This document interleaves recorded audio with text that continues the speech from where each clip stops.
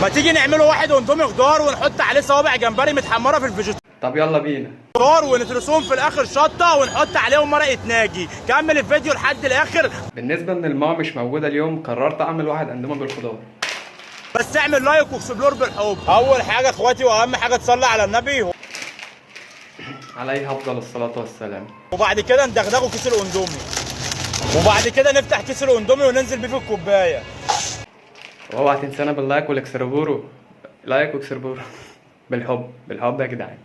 اول حاجه نحطها في الكوبايه كيس البهارات بتاع الاندومي. عرفته جامد.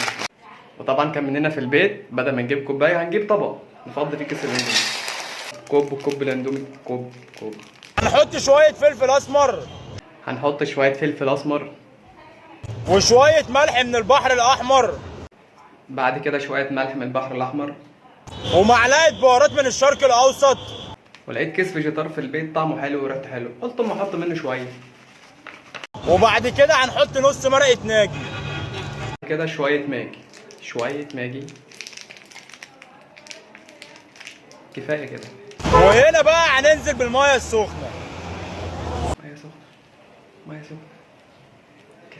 كفايه كده. بقى الميه السخنه كان مننا احنا في البيت هنشرب بيهم كوبايه شاي واللي يحب يشرب اي حاجه تانية يشرب. انا هشرب بيهم كوبايه شاي. وبعد كده نفتح طبق الجمبري وننزل بيه على كوبايه الاندومي. ما عنديش جمبري يا ابني انا على الله. كمل انت الجمبري.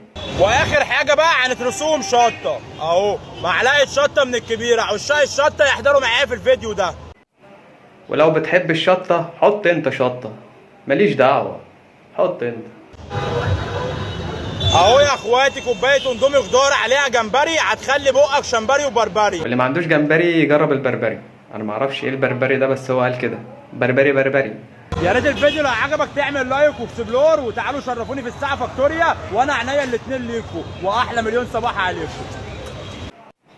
ده الموضوع طلع سهل وبسيط اهو. تصدقوا ان انا اول مره اجرب الاندومي؟ جربوه وقولوا لي في التعليقات.